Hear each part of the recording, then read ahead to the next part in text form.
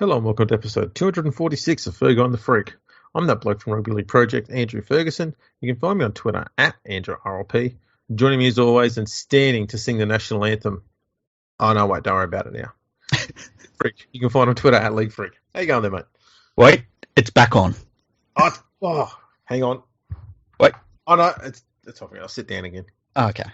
This is we're gonna have to sort of squat. Yeah. Well, I'm good. How are you? Yeah, look, I'm good. I'm week at actual work has come to an end, so that's always good. That is good. That is good. You're drinking some water at the moment, I believe. Yeah. I like to stay hydrated. Hydration's important. It is. What else is important? You know what else is important? Having really smooth balls.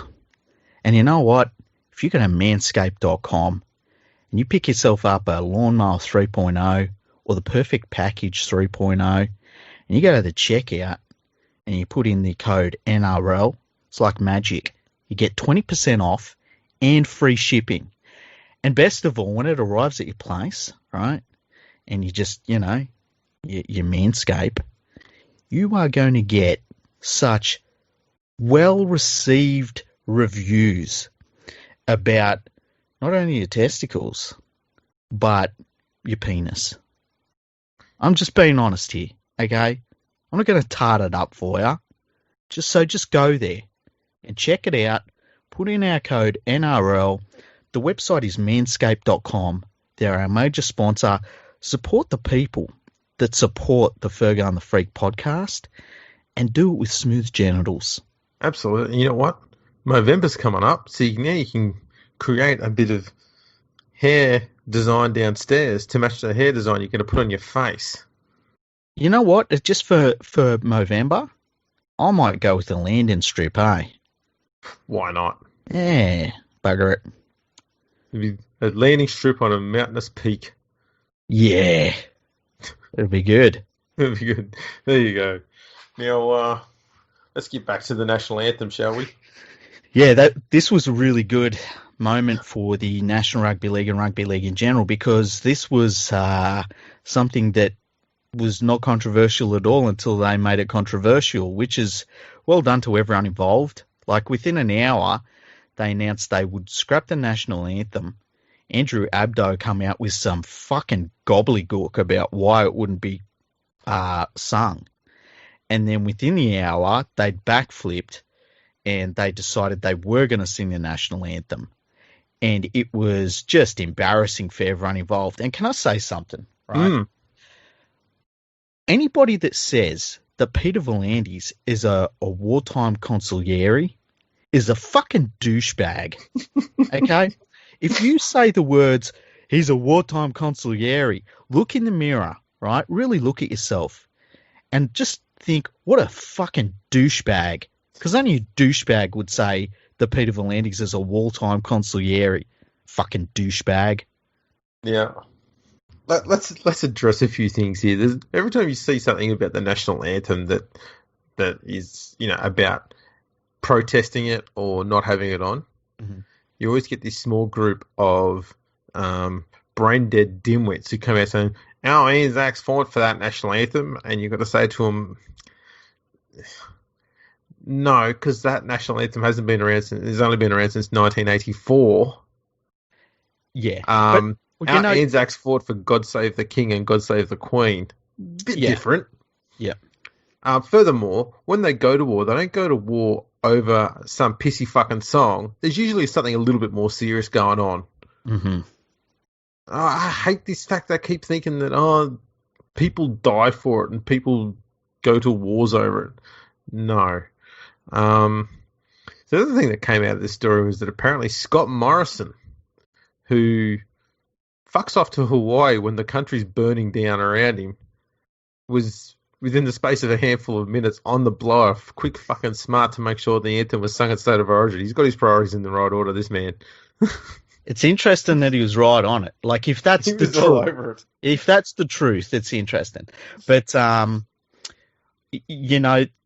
there's a couple of things I'd like to say. I think that the anthem is weirdly used by a lot of different people for their own means. So, like, as you say, you get people that say, oh, the Anzacs fought, and it's like, no. And then you get other people say, well, it's an anthem that for, 100 years has stood for oppression and blah, blah, blah. It's like, no, it hasn't done that either. It's not that fucking old. But here's the thing that I think it all comes down to for me, and I tweeted this today. I don't understand how you can sing an anthem that has the phrase, we are young and free. And then when somebody uses that freedom to just simply not sing the anthem out loud, you go off your fucking head and say it is not Australian, right? I know you and me are just like, sing it, don't sing it, like whatever, It doesn't really bother either of us. But I just find it strange that the people that are defending the anthem is like this sacred, like, song, and I don't mind if they think it's sacred to the Australian, I don't know, psyche or whatever. But how about they listen to the fucking words of it, man?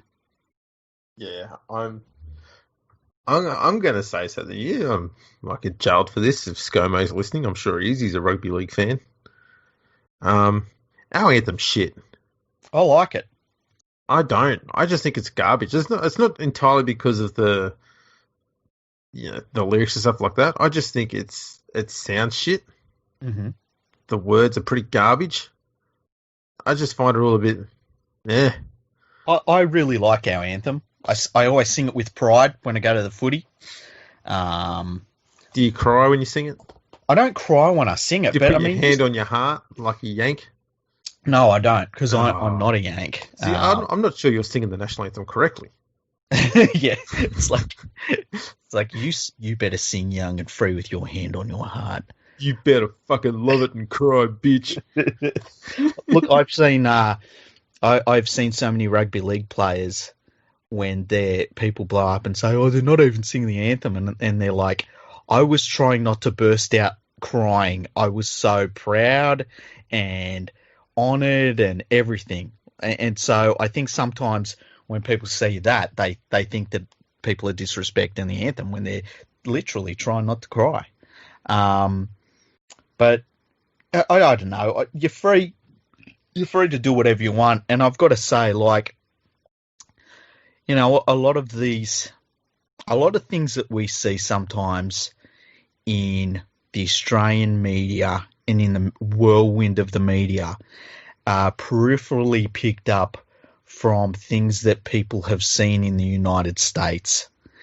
And sometimes the reasons are changed, and I think that's fine, but I don't think it's the big controversy that the media really wants it to be. And I got to say to you, like, when we've seen the anthem, I like last year for the State of Origin, some players didn't sing the anthem. I can't tell you which ones they were.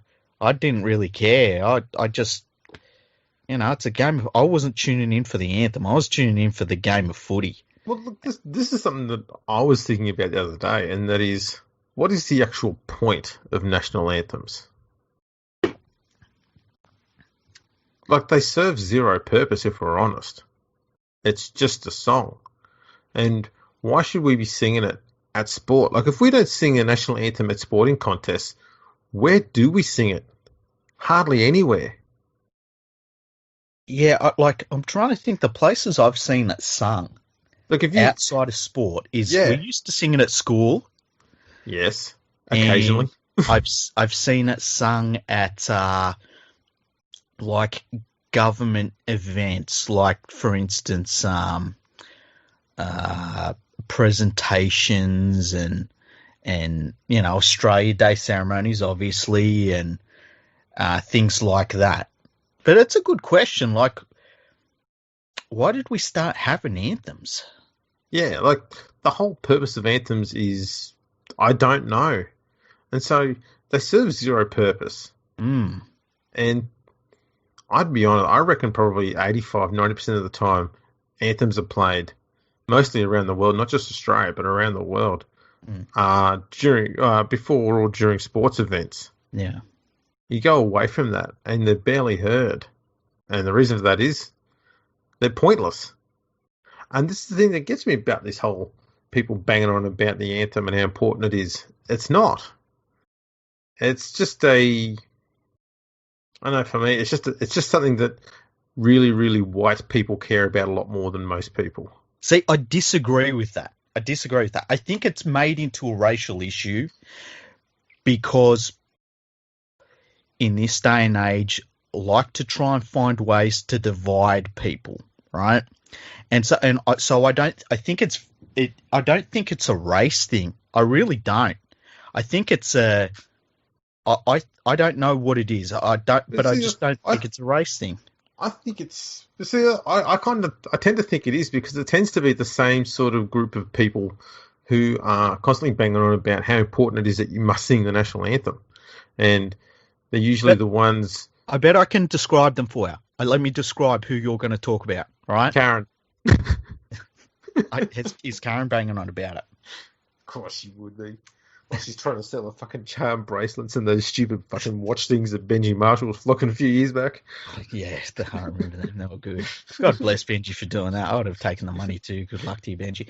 That's how you get it. That's how you drive a fucking Lotus. You start selling fucking bangles that have.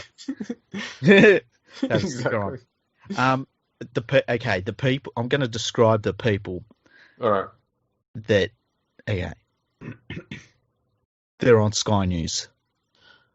Well, yeah, that's true. Yeah. Now, here's the thing. Are those people, and I can see we can watch Sky News and be like, this is a racial group that I'm watching, right? When I see those people, I don't see the racial group. I see their socio-economic group and that's fair enough. In their privileged group. Do you see where I'm going, though? Yeah, with this? Yeah. Like, and I'm confident in saying that in this regard, I think we're both right. Yeah. Well, we're not wrong, are we? Well, no, that's right. We haven't been wrong before. No. So that's the thing. It's a really weird thing, and yeah, you're right. It should not really be a racial thing. It is a bit more with Australia because it's not really inclusive of the Aboriginal people. When I say not really, it's not actually. So, for me, if a national anthem was to be, a perfect national anthem would kind of be something more like the New Zealand one, where it's part sung in Maori, part sung in English. But do we really want to sing the national anthem twice? No, I'm not saying we're going to sing it twice. I'm saying, look, if you want to have a national anthem that is an even split between the Indigenous people as well as the people who've arrived in the land, then that's the way to do it. But the problem you can do is make the verses shorter so that when you sing it twice, you're singing for the same amount of time. You're just singing less stuff. How do you make the verses shorter? You go like, Australia, rejoice, we're free. Something about Gert. Yeah. Gert, dude. And some C. Yeah, don't forget the Gert. It'd be something like that. It's something about the people, and mention the Indigenous people, not just all people, but mention the Indigenous people because they were here first. It would be cool if, because our anthem is relatively young, right? So it's not like it was, Wasn't it written by a Pommy or something like that? This is why we stick to football. Yeah. I'm pretty sure it can also be sung to the tune to Gilligan's Island. But anyway. I think it is the actual theme tune for Gilligan's Island. They just rejigged the lyrics to make it more offensive. We should do that. See, I don't think the anthem was put together with the thought of excluding anyone, right? I think No. It was the genuine purpose of it was to try and make it so that no different peoples were singled out. Yeah, it's like you're talking about every person. All let us rejoice, Yeah. I think it would be cool if they put in like a line or two about for 40,000 years or something. Like, it wouldn't take much. Yeah, I think changing things like young and free is something that needs to go. Why though? Because it's not young. As you just mentioned, the Aboriginal people have been here for 40,000 years. That's not young. I like that free is in there though. We're not even free. We don't even have freedom in the Constitution. Yeah, but we're more free than other countries. We're more free than other countries. Can we say that we're girt by freedom? Our home is girt by sea. Surely you could replace that. Surely you could replace our home is girt by sea. That, I love girt being there. It's the only time girt is used as a word. Actually, that should just be the song. Just sing girt over and over and over again. You just girt. You know what? There's another song that has girt in it. It's like girt. Anyway. So we've just developed a theme tune for the start of this podcast. Yeah, it's only taken us 200 episodes. Yeah, so singing girt a lot. Okay. So we're sorting this out. This is the difference between everyone else and us. We actually talk through this and try and come to solutions for things. Yeah, and for me, in the end, the solution is just play the game of football and don't sing the anthem. Leave the anthem for government stuff and stop playing anthems at sport. Australians all let us rejoice, for we are old as fuck. Yeah, that's good. Are we actually going to go through the process of rewriting the anthem now? We might have to, hey? Yeah. Our soil isn't gold, it's red. Yeah. And wealth for toil. We hate fucking working in this country. Well, I think the other thing that's interesting is that you don't really get wealth for toil because the people who do the most toiling aren't really being paid that well. Exactly. You find a footpath that's buckled up in the heat, you trip over it by accident, and then you sue the council. Yeah. It's called Mount Druitt Lotto. That's right. It's more like wealth for micromanaging. What else could you say? Wealth for oil. Wealth for oil? Yeah. Wealth for coal. Yeah, wealth for mining. Wealth for raping the land. It's not raping the land. It's just cutting giant chunks of it out and sending it to India and China. The land doesn't really consent to it. Yeah, but it's fucking dirt. I'm not going to fucking weep over dirt. Our land abounds in nature's gifts. That's beauty, rich and rare. That's pretty good. Don't you think it'd be pretty awesome? Yeah. If we had the only national anthem that had shit and rape in it. Oh, this is a good start. Don't piss far out on me on this one. We're making good ground here. I am backing this one up. I've got to say, Andrew, we can't use the words shit, and we definitely can't use the word rape in our national anthem. Man, I know you had your heart set on it. Is Gert still in? Our land is hang on. Australia's all let us rejoice, for we're old as fuck, with red soil and wealth from oil. We need another line for our home is girt by sea. Say this. No, I don't know. Whoa. How good is Melbourne coffee? No. No. Todd Carney drinks his pee? No. I wonder if the pee would taste better than Melbourne coffee.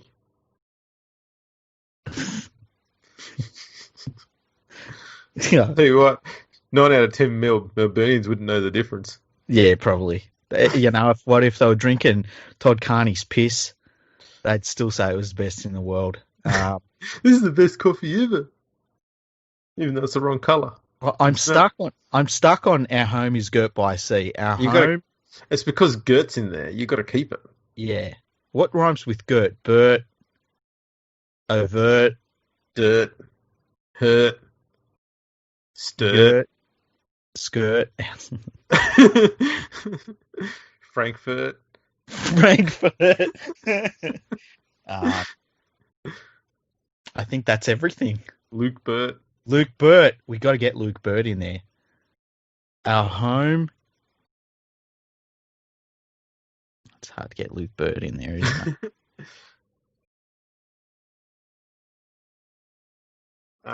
It's as steady as Luke Burt's kicking tee. What if you changed it completely and said something like, our home is something and free.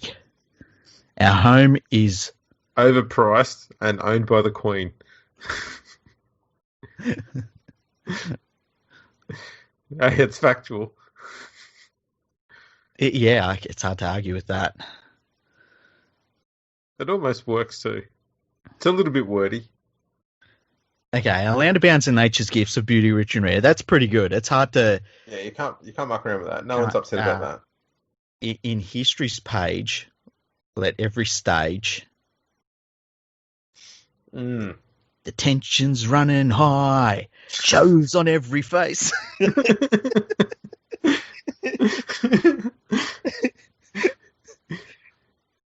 The big bad mean green machine. Probably need to ditch the history stuff. In history's page, let every stage. Yeah, in history's page, it's not all apples. That doesn't really work too well, but okay. Okay, we don't like to talk about history because we don't like it. Can we get something in there about the winged keel? Oh man, that sounds like it should be in the same line as Gert. Yeah, I feel like we need to talk about the winged keel somewhere in there. I think you're right. And once we get through that first bit of the Advanced Australia Fair bit, the whole second verse just needs to be about sporting accomplishments. Yeah. I think that's pretty much it. Just rugby league and cricket. Maybe the Olympics. What else was it we've done? Commonwealth Games where we just fucking smash everyone every year. Only the 3 Olympics we were good at, though. The rest of them can go fuck themselves. What was the third one? Hey? Because there was Sydney. Yeah. Melbourne. And then what was the one after that? Did we do good at Melbourne? Yeah, we did better than we had in previous Olympics at that stage. So we did pretty well in Melbourne. You could do Melbourne as well. And I feel like there was the one after Sydney we did all right in too. Okay. I don't know what that one was. Yeah, I can't remember where they held it. Who gives a shit about the Olympics anymore? Yeah, no one does. Or the Commonwealth Games. Why do we still have the Commonwealth Games? Oh, the Commonwealth Games is good because we just sit there and absolutely just flat. It's like watching the 97 World Club Challenge all over again. Yeah. It's like 75% of the places you play against are third world countries. And it's like the 1997 World Club Challenge. I mean, most of those places that the NRL teams or the Super League teams played, Australian Super League teams, they were just happy to have electricity at that point. Exactly. Fucking Halifax and shit. They were happy to have electricity because then they could plug in their deep fryer. True. But yeah. Have you got any more other suggestions for the National Anthem? No, I think you put Farlap in there, obviously. Yeah, Farlap, Russell Crowe. Or is Winks made Farlap redundant now? Yeah. Oh, no, I'd still say Farlap. Okay. What the hell does Winks have to do to unseat Farlap? I suppose get drugged and not die. Do we have to skin it and stuff it? And then dissect it and put its heart somewhere else. Yeah. But yeah. I think so long as Winks can survive a poisoning attack, I think that would be enough. Wasn't Farlap Kiwi anyway? Shut the fuck up, man. Edit point. Now we'll get into areas where we know some stuff. Oh, back to sport. Okay, here's some interesting news for you. Yeah. New St George Illawarra Dragons coach Anthony Griffin believes the recruitment of 2 experienced forwards would complete a roster capable of ensuring the Dragons celebrate their 100th season in 2021 with a return to the finals. Do you have anything to say about that, Andrew Ferguson? St George Illawarra have been around since 1999. Yep. And 100 years from there, I put it somewhere around 2098. Yep. And next year will be 2021, a good 77 years short of the mark. Yeah. That's out by a bit.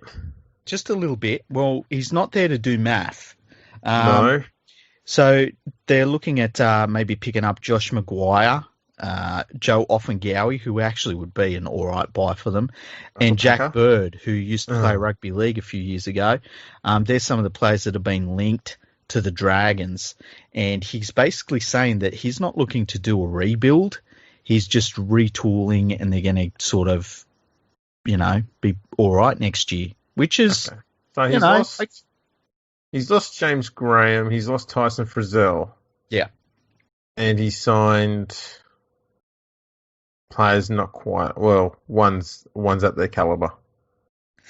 I've got to say, though, if you look at it from the point of view of, if you think that Griffin is a better coach than McGregor, which I think all of humanity does, they should go better, which, it's not going to be difficult to make them play better, right? It shouldn't be. Shouldn't be. Depends what they do with their halves, though. Yeah, well, you were saying that Gareth Widdop still looking to come back to Australia. Well, there seems to be these rumours that keep coming up saying that he's looking to come back to the NRL. He signed, I think, a 3-year deal with the Wire, and he said he has every intention of seeing out that deal. So looks like he's not coming back until that's finished, and he's only done 1 year there.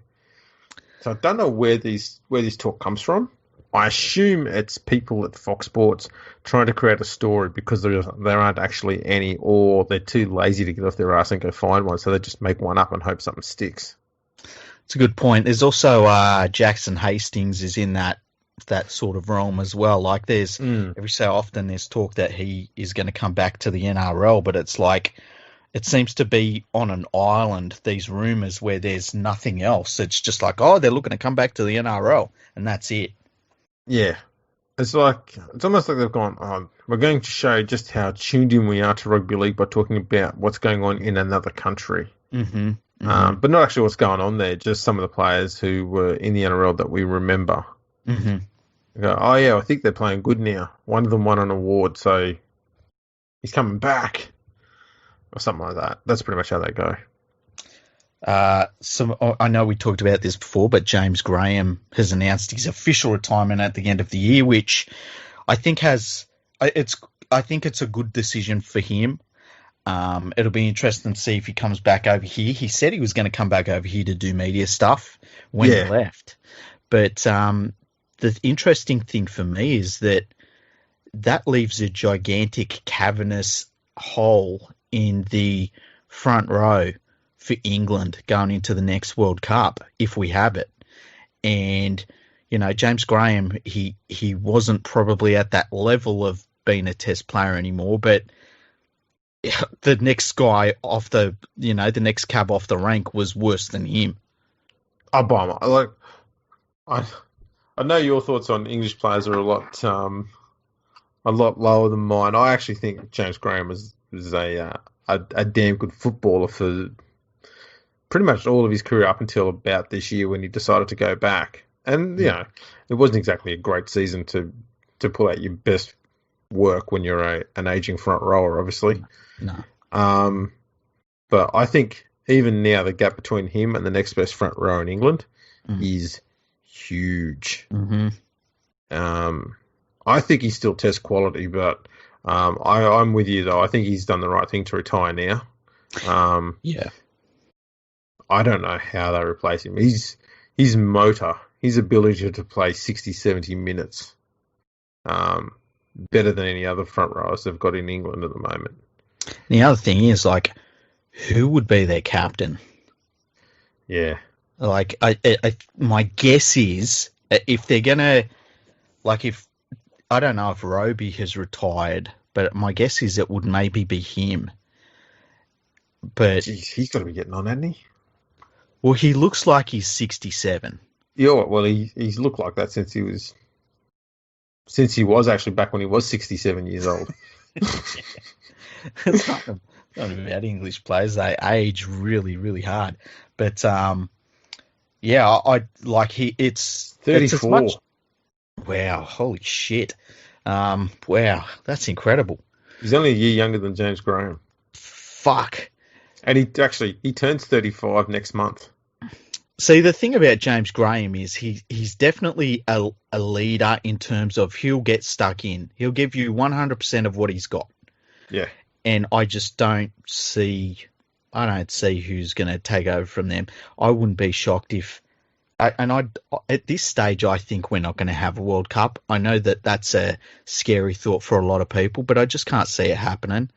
No, I mean, in France, they've got, tens of thousands of cases per day of COVID. Same in England. Mm-hmm. Ireland's probably got about 1,000 a day. Mm-hmm. There'd be none in Scotland because Scotland's just too stingy. They just all think they're hungover. Yeah. There's too much alcohol there. The virus can't grow. Even fucking COVID doesn't want to go to Scotland. Gets to the border and the Scotsmen are saying, "No, we don't want you in here, bloody skiving off all of us. Piss off." It hits Adrian's. What is it? Adrian's wall. Hadrian's wall. Hadrian's wall. That's it. Sorry, I've had a bit of drink. It hits Hadrian's wall, and it's like we better take this as a fucking warning. Let's turn back. Yeah, it's all rocky roads from here.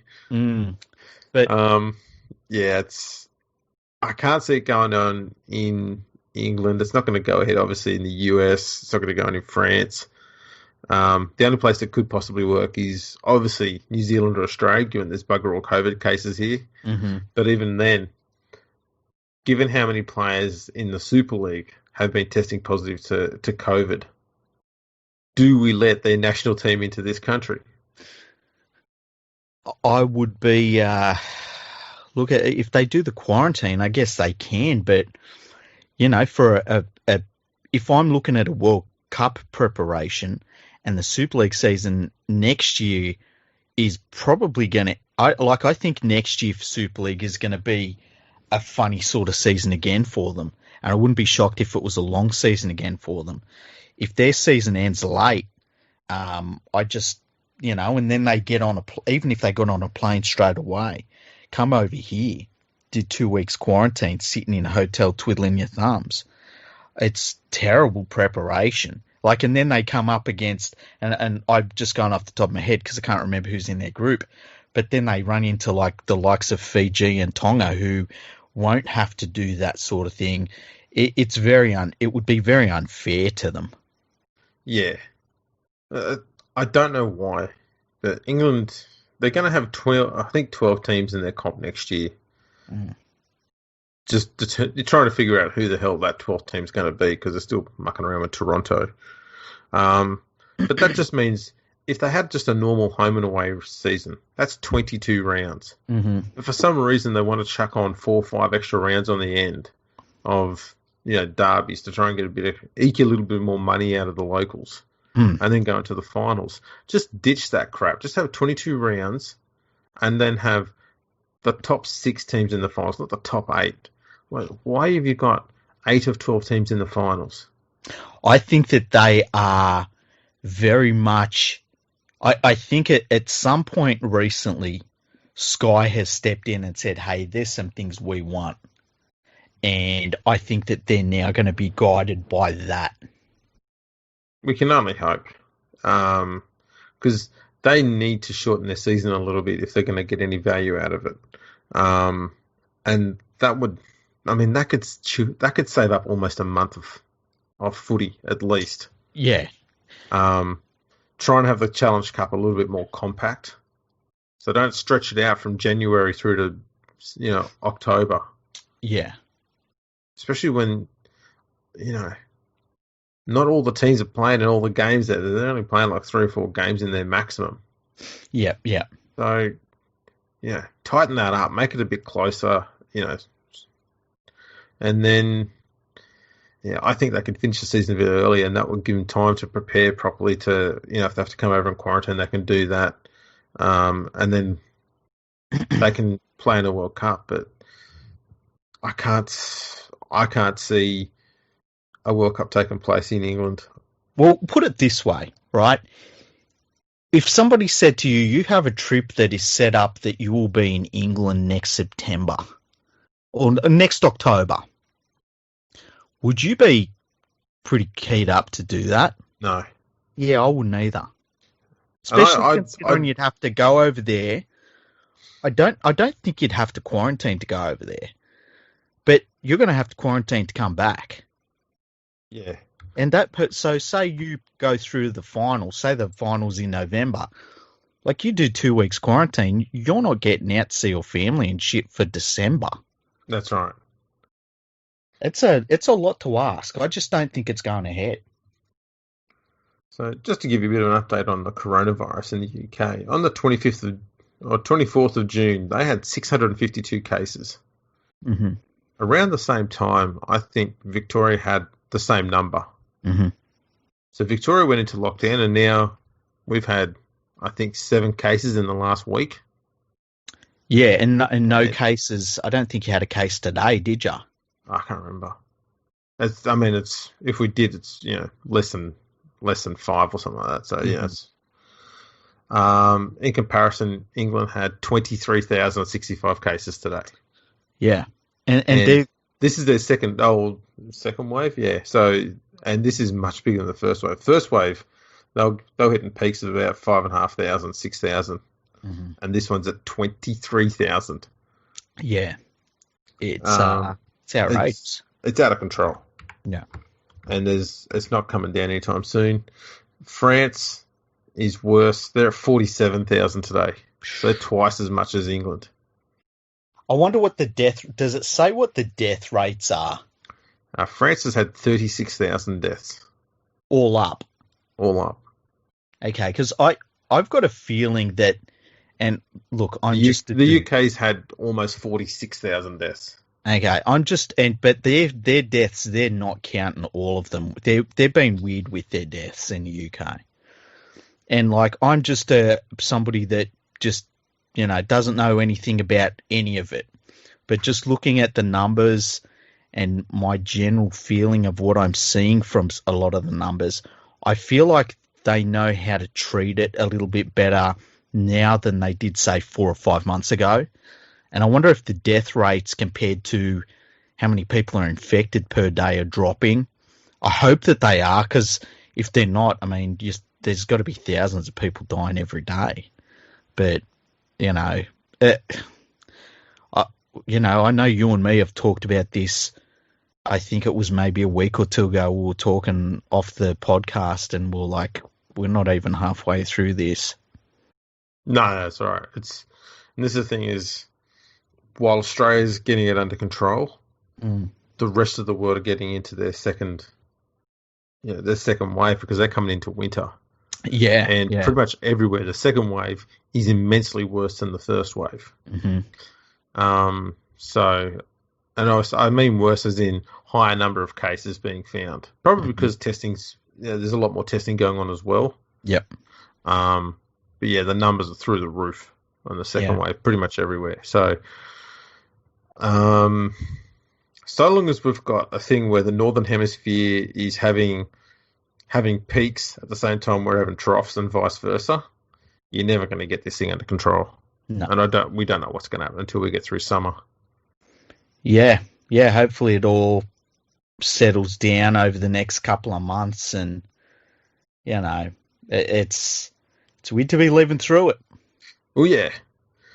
Now, while we're talking about England, Super League had a forfeit game. Was it 2 days ago? I think 2 days seems about right. And Warrington beat Salford.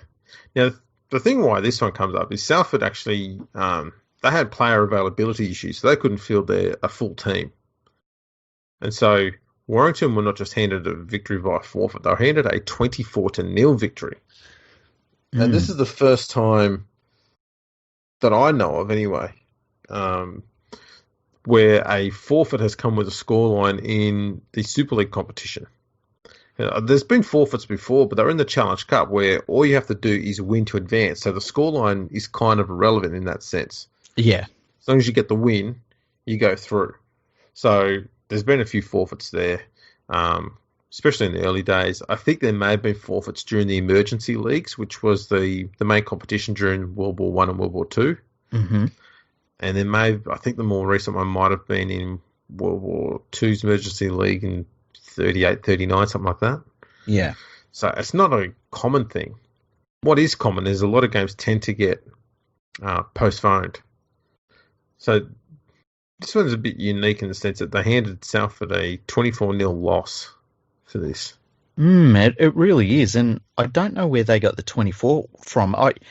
If they're going to attach a points differential penalty or a points differential advantage to one team or the other, it would have made more sense if they said the average win-loss margin is this in Super League this year, so we're going to apply that to this game. Or that this is these teams, their win-loss percentage over the course of the year, so we're going to apply that to both teams. But to just come up with 24-0, I mean, it feels very arbitrary. A 4 converted try winning margin. I don't know. It just seems weird. Yeah, I'd like to know how they come to that figure. The only other time I can recall a forfeit coming with a scoreline was an international match between, and I think it was Russia versus Germany. It wasn't too long ago, maybe a decade ago, and it was part of a international competition. So they actually had a ladder on there, a table, and Russia was given a 30-0 victory because Germany didn't field a team. That's the only other case I know of where a scoreline was attached to a forfeit. But weren't you saying that was also written in the rules? Well, there was some talk around that was part of the rules. That was the scoreline that was handed out for a forfeit. But I can't recall any other time where a forfeit came with a scoreline. Yeah, so these are the only two that I know of. I didn't. It just made no sense to me, and it'd be interesting to see if we got to a point where we're close to the final starting, and one of the clubs that the Rugby Football League would really like to be around forfeited a game because of COVID problems, and they had a 24-point penalty in terms of their for and against, and it saw them drop out. I tend to feel like something would be done to massage that result so it wasn't a 24-0 penalty in the differential. Yeah. It's very interesting. It's very interesting. There was a little bit of news today in the NRL. This kid that was going to sign for Souths and Rugby Union were chasing. His name's Joseph Suwali, I believe his name is. I think he's only 18. I assume you've pronounced that perfectly. I probably have.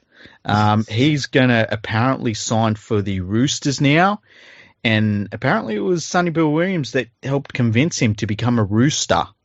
So I feel like we should care about this on some level, but I'm not feeling any care level at all. No, none. I don't care. Good. Don't care. I can't believe how much media this kid has got, given that he's not played a game in the NRL. Not to say that he's going to be poor or anything like that. I genuinely don't know. I've not seen any video of him playing the game that's, other than highlights packages, and highlights packages tend to only tell you one side of the story, and they tend to be a bit brief. I've not seen enough to be able to make a good judgment on whether I think he's going to be a good player or not at the elite level. So who knows? Just never know. Yeah, it's this is the same club that bought Ryan Hall, so make of that what you will. Wait, they were paying him to play? Oh, I wouldn't be surprised. I wonder if Ryan Hall will be running out for England in the World Cup. Yeah, you know what? He could probably replace James Graham in the front row. Probably. Same build. Yeah. He's got the same size legs. It's probably a little bit slower than James Graham, I'd say. Probably worse hands, worse under the high ball, reads the defence worse. You can hide him a bit better in the middle.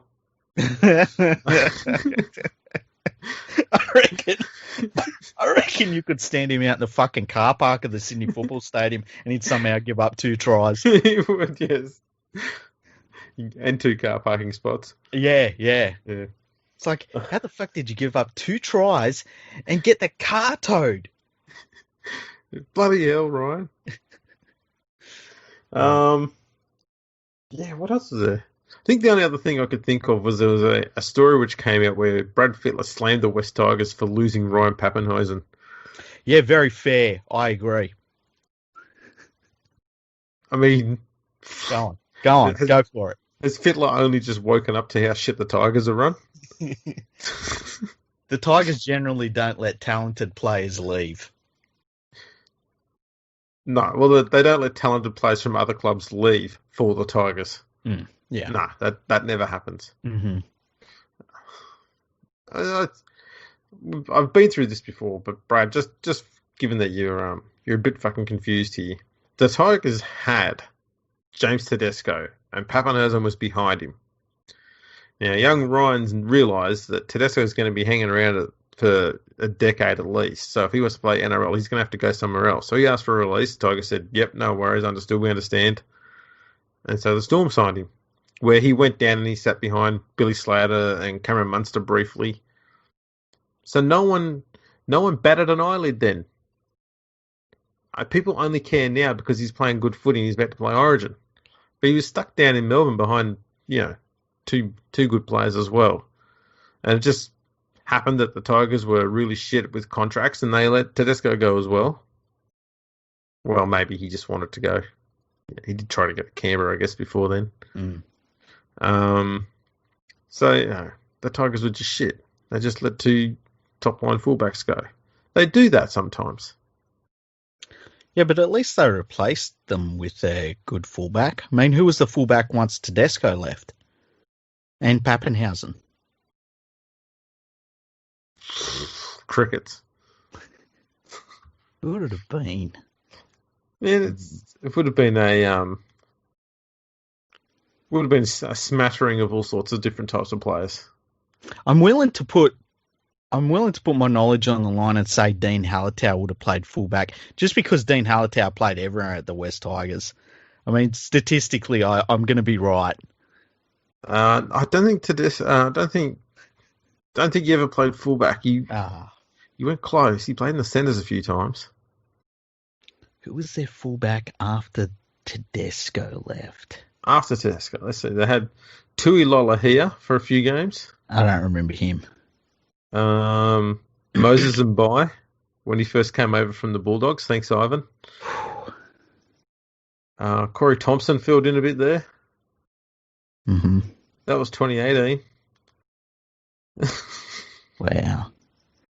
Feels like he's been at the Roosters forever, hey? Yeah, last year, Moses Mbai and Corey Thompson. And this year, Adam Dewey. That's pretty rough. But yeah. Yeah. At least Moses Mbai wasn't there. Yeah. You were saying that there was a little bit of talk about the possibility of a one of the West Tigers' favourite sons. Well, there's this talk that the Cowboys have signed Benji Marshall. Mm-hmm. And in order to get him, the Cowboys realise they have to get rid of Jake Clifford. Mm-hmm. So they've got a bit of cap space to buy Benji. And so apparently Clifford is being linked with the Knights. It's interesting because I would have kept Clifford and got rid of Drinkwater. I probably would have kept Drinkwater and got rid of Michael Morgan. Freed up bigger coin because I think he's either going to have to retire from all the injuries and the head knocks, mm-hmm. or he's just not feeling it at the Cowboys anymore. Yeah, so I can't make plans around Morgan at all. Like, he's not in my plans.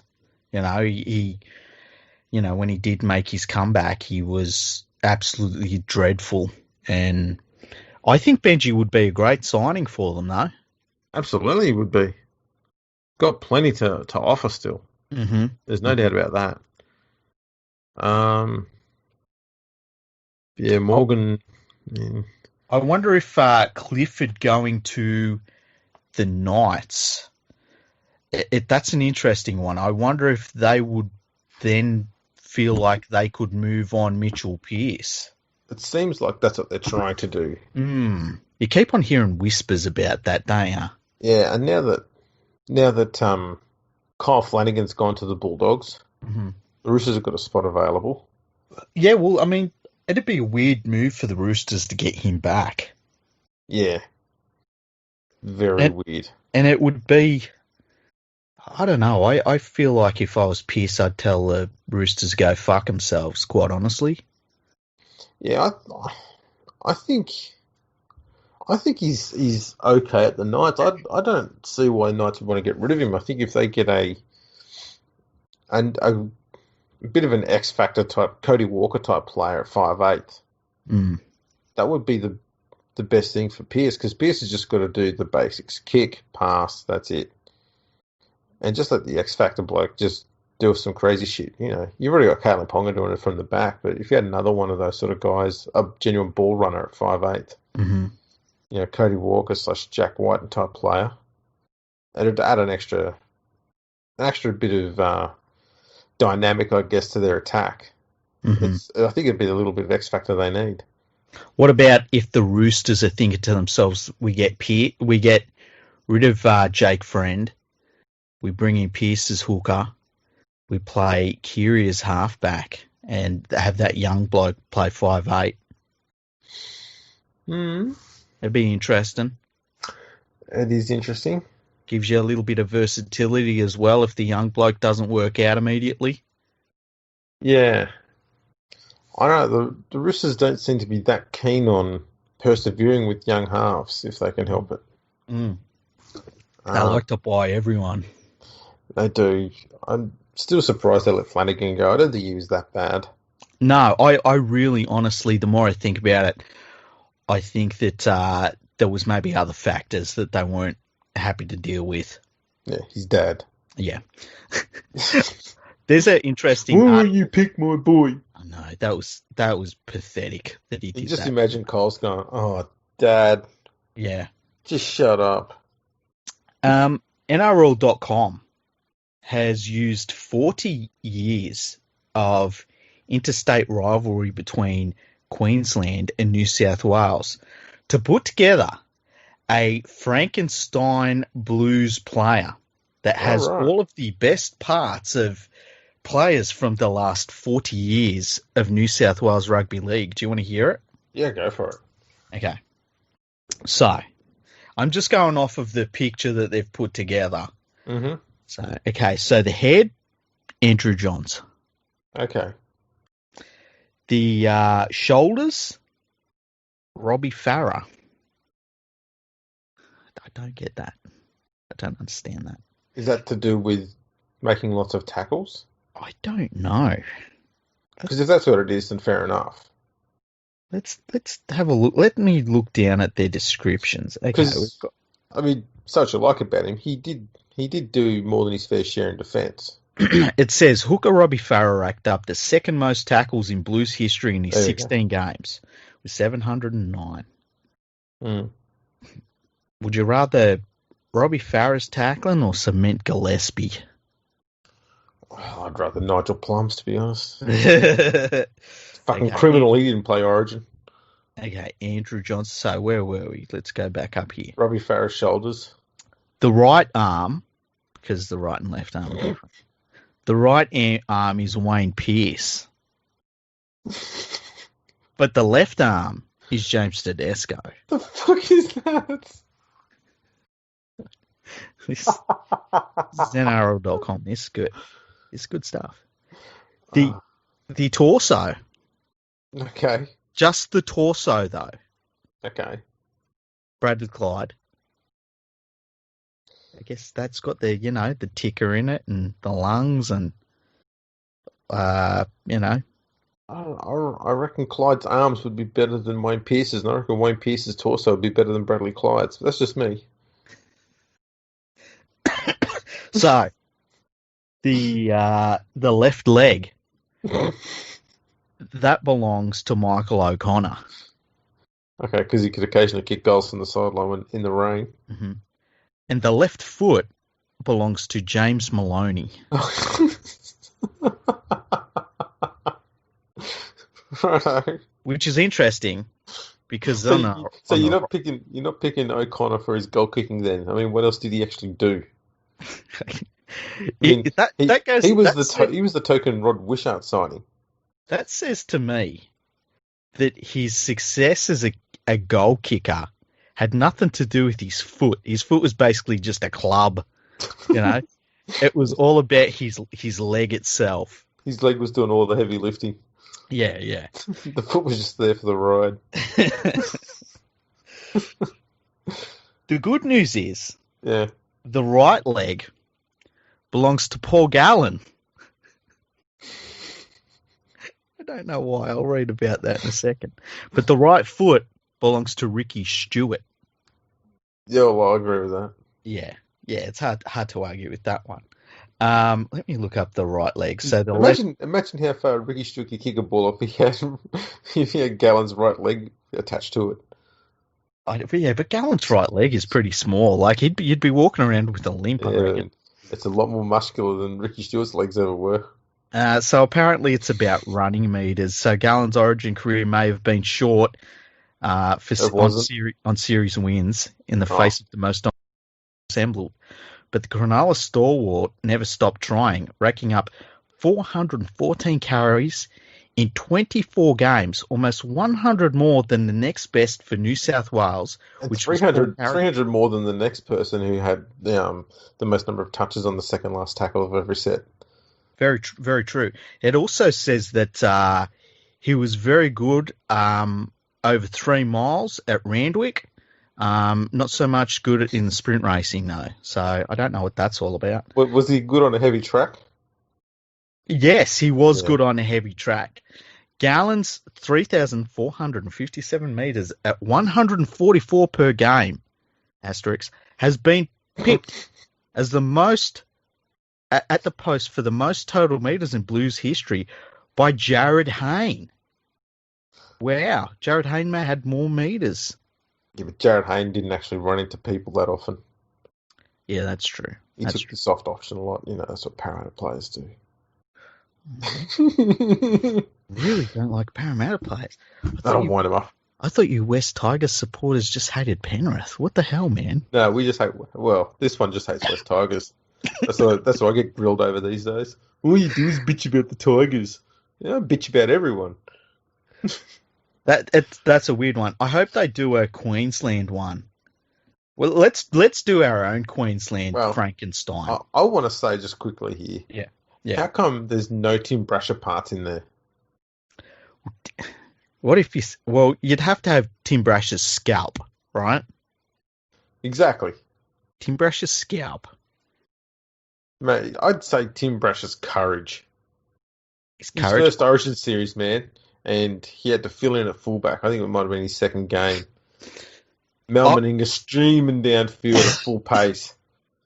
And Brash just goes, I know I'm giving away 400 kilos of this bloke and he's the best player in the world and a future immortal. Mm-hmm. I've got this. Fucking grasped him with a great tackle. Stop the try. New South Wales wins the series. Makes them the greatest nation in the world.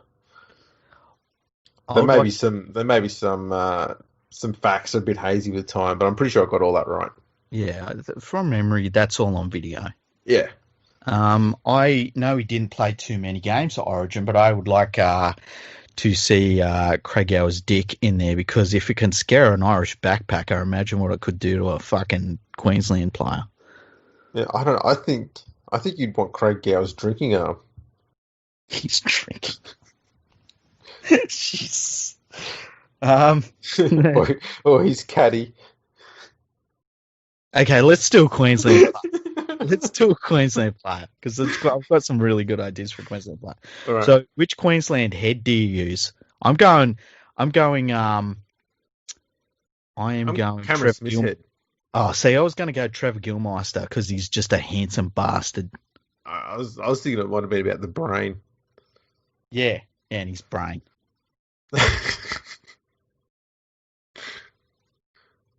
Alrighty, what's the next one? What player's shoulder? Queenslanders' shoulders. Okay, shoulders. Yeah. This is someone who does a lot of tackling, is it?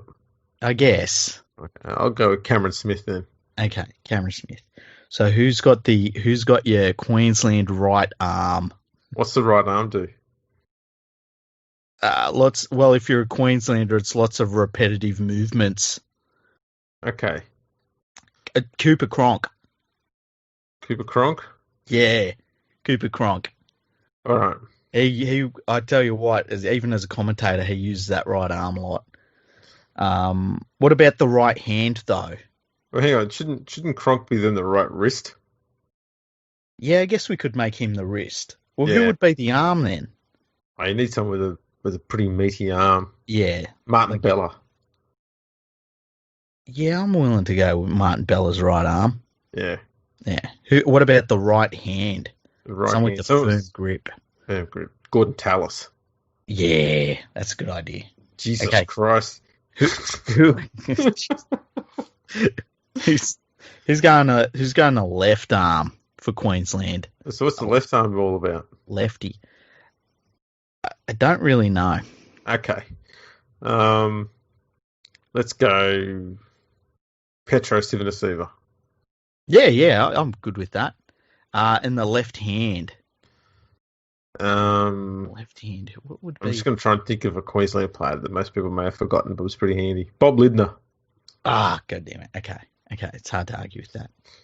Okay, what about the torso? I'm thinking Sam Backo. Yeah, Backo or Webke. It's one of those two. Yeah, one of those two. Yeah. Let's go Backo. I like Big Sammy Backo. Okay, the arsehole you got to go Nate Miles. Well, what about Julian O'Neill? Well, I was thinking you go the dick with that All right then. because Yeah. Oh, you know what?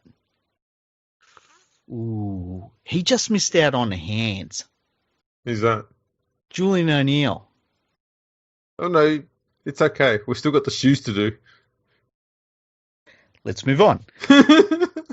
Left leg. Who'd be a left leg Queenslander?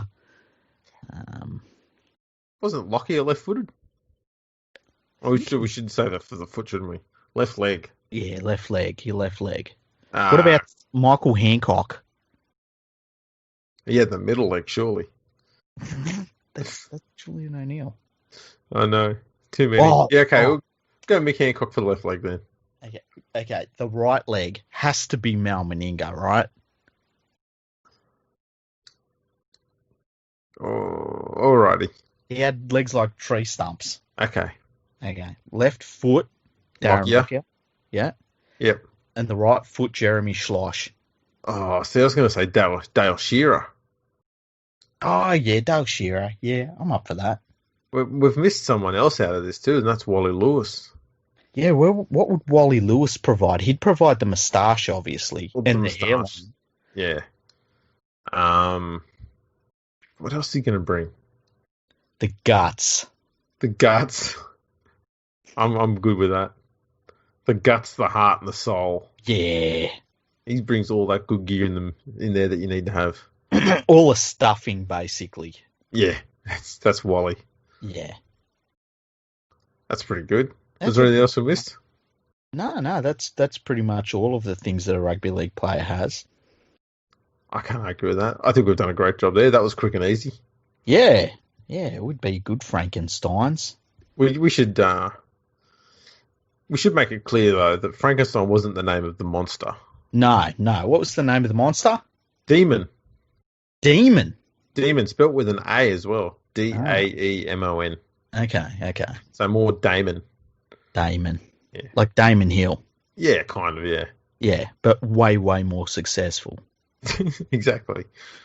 Yeah, that was the Frankenstein was the name of the doctor who built the monster. Yeah, Dr. Frankenstein. And it was written by a woman. Mary Shelley. Yeah, yeah. There you go. I had to read that in Year 12. Did ya? Yeah, and going to all talk about the Industrial Revolution and stuff out of it as well. Oh, really? It was great fun, that was. I remember Permanently etched on my brain. I think it was 10, they wanted us to read On the Waterfront. Oh, yes. I didn't read a word. Not a single fucking word. See, I will admit there's a bit of brag coming here. Mm-hmm. I did a bit of advanced English at school in high school. Mm-hmm. So I had to read Mary Shelley's Frankenstein. I had to read some Jane Austen books as well. Oh, really?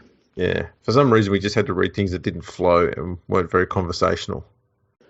It's weird what they get people to read, hey? I'm surprised they didn't give us Shakespeare, but then again, it was a country school. They probably didn't know who he was at that stage. Mm-hmm. Yeah, yeah. You did advanced English. I did 5 PE classes because I could. I did weightlifting. I did orienteering. Orienteering. We never left the fucking school. Right, here's the compass there. Do a lap of the basketball court. Yeah, seriously, it was like, I remember there was a thing where it was like the teacher had put out a thing. The teacher didn't like me. She was a handsome woman. And there was like this course that she'd put out. And it was like you got to go to all of the different things and write down a number or a phrase or something. And I remember just sitting down and watching everyone go around. And I went up to the people that were just about finished it and said, "Can I get a look at your list?" And they're like, "Yeah, no worries." Sorted.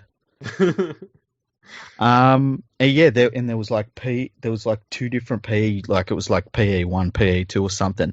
And there was another one. Can't remember what it was. But like we started off trying to learn tennis, and I was no good at tennis. I kept hitting the ball out of the court, and eventually just ended up kicking a footy around on a footy field for the whole thing and passed it all. It was like all easy. That was easy. Yeah. I also did advanced maths for all of high school. Oh, did you? Mm. Nice. No. What? No. It wasn't nice. Well, you look what it set you up for. It set you up to be the Rugby League statistician and historian in the whole world. Yeah, that could have been much more easily done if they just taught me how to use Excel from Year 7 onwards. Instead of me having to figure it out for myself from 19 onwards. I like the way that they didn't teach us how to do our taxes, hey? Exactly. They want all that to be a fucking mystery, don't they? Oh, yeah, you can't know how to do that. We need to keep the people employed. I'd say my school was actually, in terms of the stuff that it was well ahead of its time, but letting us use it, it was like way, way behind. So we had like one of those dual control cars, and I only ever saw it out once. We had this like really good computer room, which I was never, ever, ever inside of, despite always having computers my whole life and being really good at them. And then our science labs were very good. But then I was in a science class once where the teacher literally didn't let us do whatever we wanted. And I remember he'd caught a funnel web spider really randomly. And I managed to go out and say I was getting food for this funnel web spider for weeks and weeks and weeks until a bastard died. And everyone in that class got 74%. He just gave everyone 74%. It was really weird. What were you feeding it? Well, I wasn't feeding it. I was just getting out of class. We would just walk around, go and get something to eat at the canteen, just all sorts of shit. We didn't fucking get any food for it. You attempted to feed it? No, fuck that. It's a funnel web spider. It's just seen the impact that, pizza had on it or something. Would have been interesting. Some weird stuff happened at my school. I remember because I was actually in a regional school band. I'd started that when I was in primary school. When I went into high school, it was like my high school knew nothing about it, but they knew every so often I would disappear for a few days while I was doing like this band stuff. And for some reason, the music teachers didn't like it because they weren't involved in it. They didn't know what it was. And I remember the music teachers once, I had a music course and there was a few of my friends in this class, and we had a really good music studio. We had all of the sound booths and stuff like that. So the teacher says to me to teach my friends. One of them was supposed to be like a trumpet. One of it was a saxophone, and one of it was a guitar, right? Mm. Now, I could have taught the trumpet. I could play a trumpet, among other things. Guitar and a saxophone, I didn't know how to play. So we just went into these sound booth rooms and we'd just hang out. We'd chill. And I don't know how my friends did on the tests at the end of it. I did good. You were just being musicians then? Pretty much, yeah. Yeah, all we needed to do was basically shoot heroin and we were there.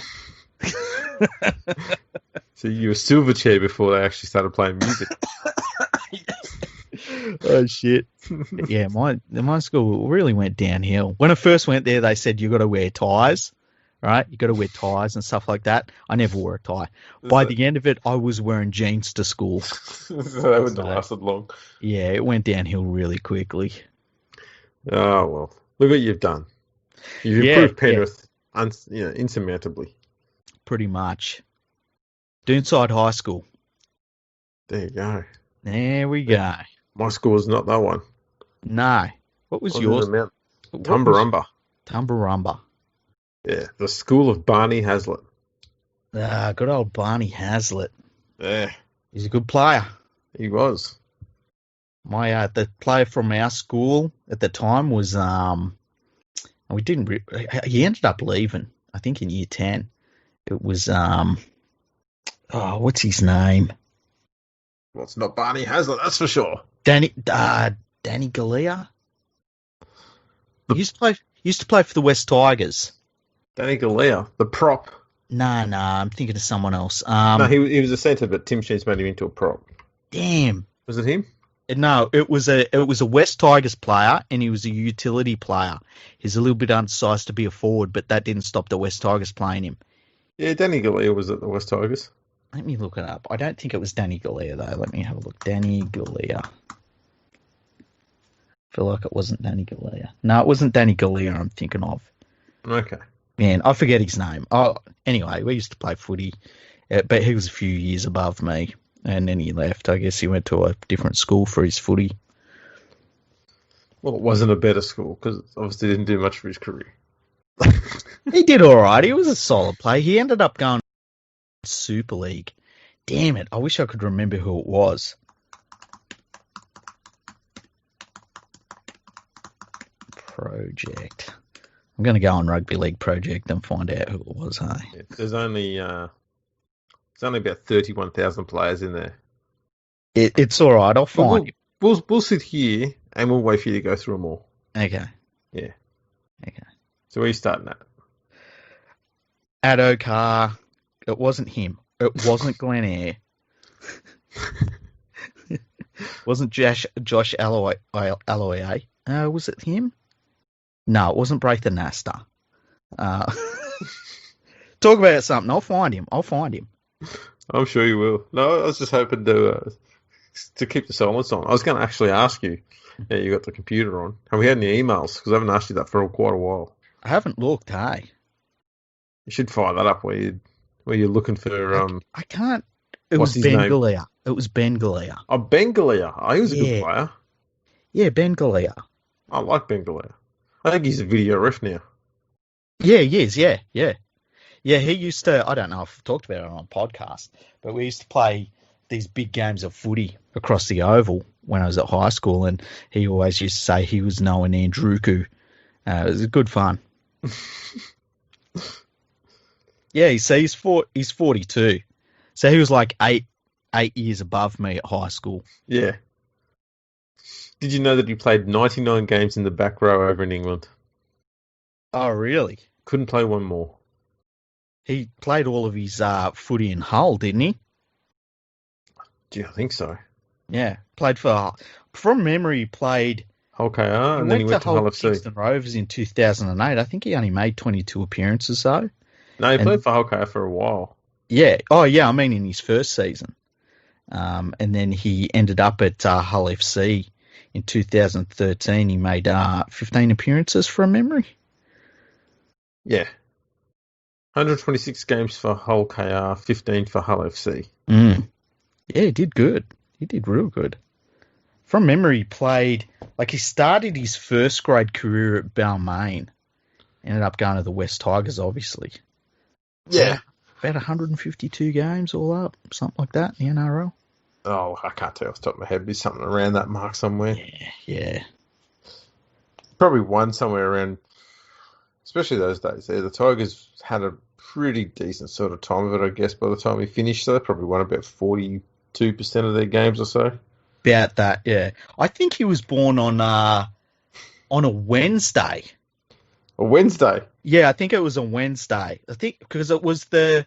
He must have mentioned it to you. It was the 16th of August, 1978, yeah. Yeah, just off the top of my head, you know.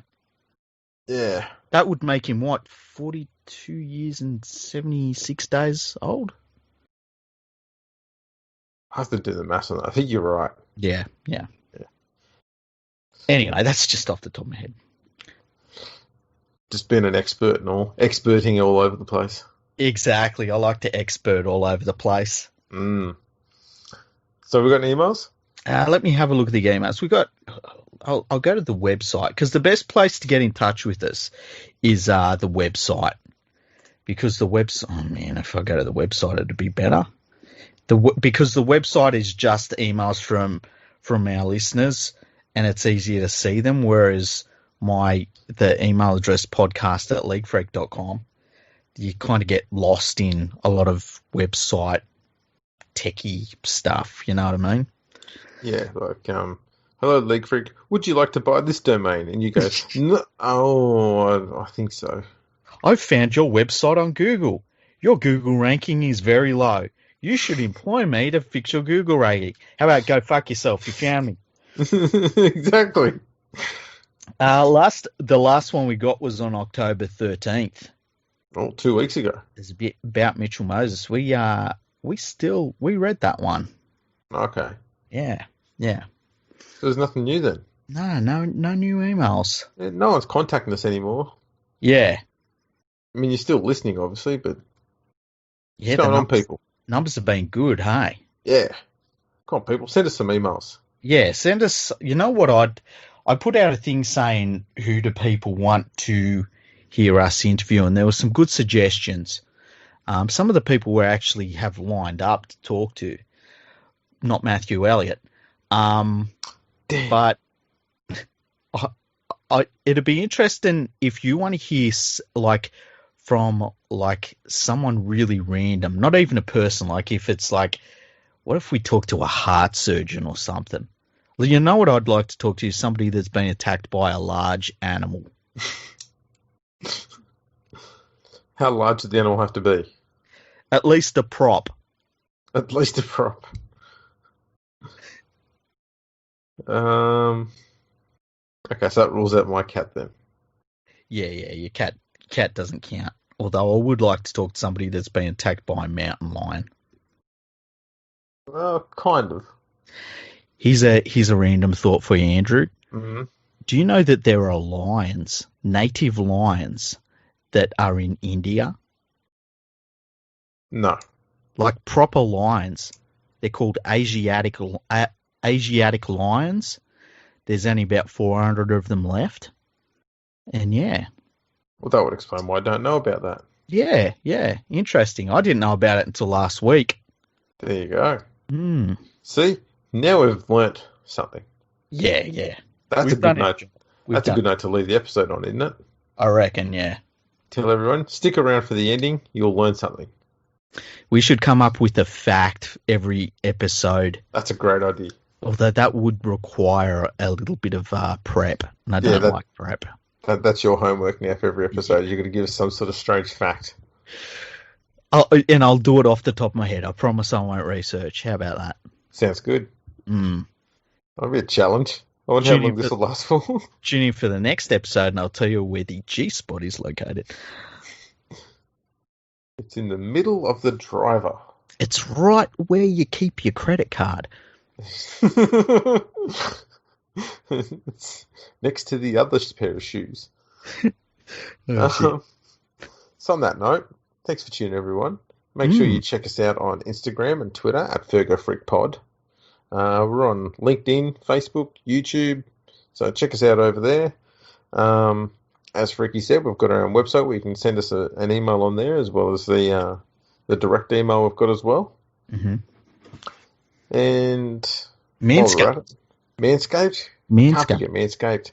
Go to manscaped.com, buy anything, everything. When you get to the checkout, type in the NRL for your code there.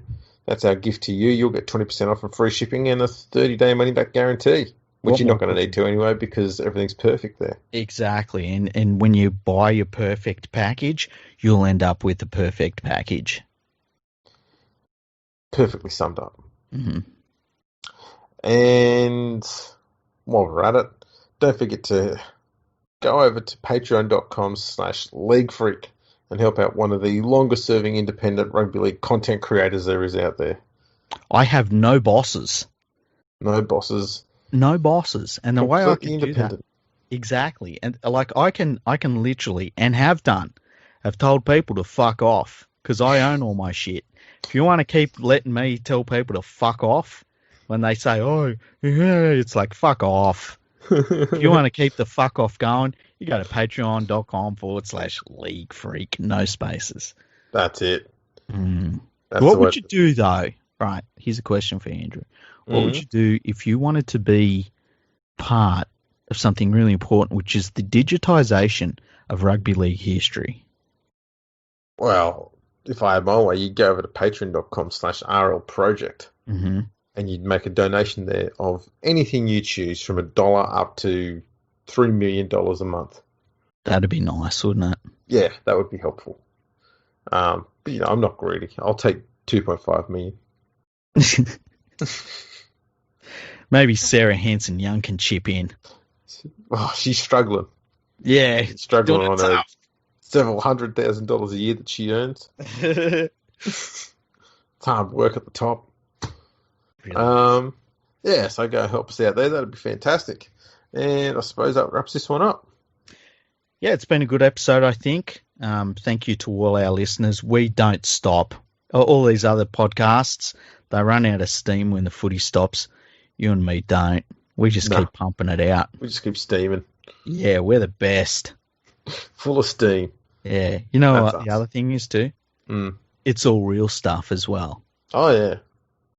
I love that about the podcast. Alrighty, thanks for tuning in, everyone. We'll catch you all next time.